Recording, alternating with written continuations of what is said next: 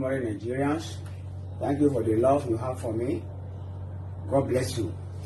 Àwọn èèyàn béèrè Twitter àti Instagram account mi. It's at.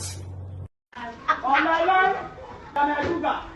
On my line, you're my rodo. On my line, you're my tomato. All on my line, go and take, go and take, go and take, go and take, go and take, go and take, go and take, go and take, go and take, go and take, go and take. Bàbá láì láyé, go and take. Màmá láì láyé, go and take. Bàbá láì láyé, go and take. Màmá láì láyé, go and take. Láì láyé lọ mà.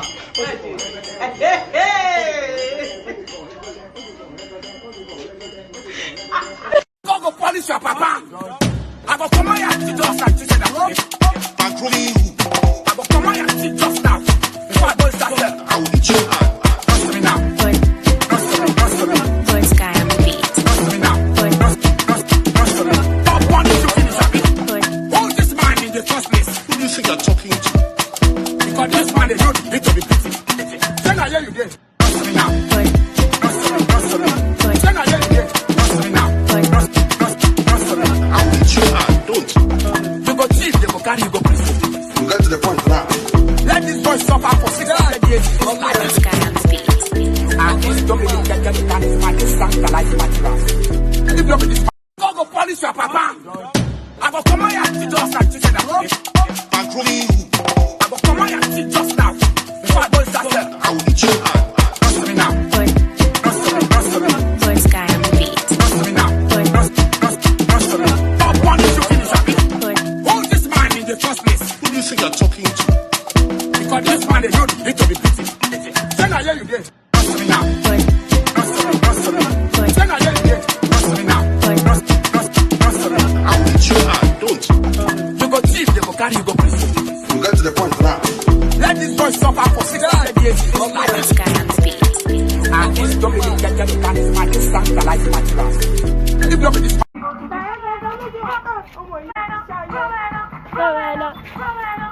DJ Jams ogun ojú òun ọba àká ó clear bí DSTV lọ ọmọ para tí ó ṣì ló wà ní clear ní àzẹ. Bó ṣe kéré láre o.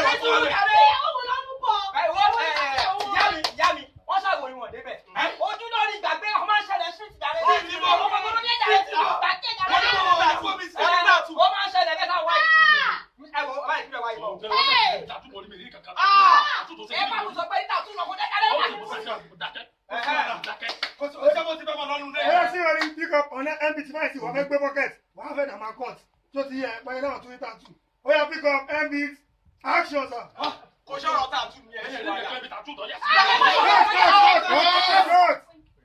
Nice one. Very good, nice one.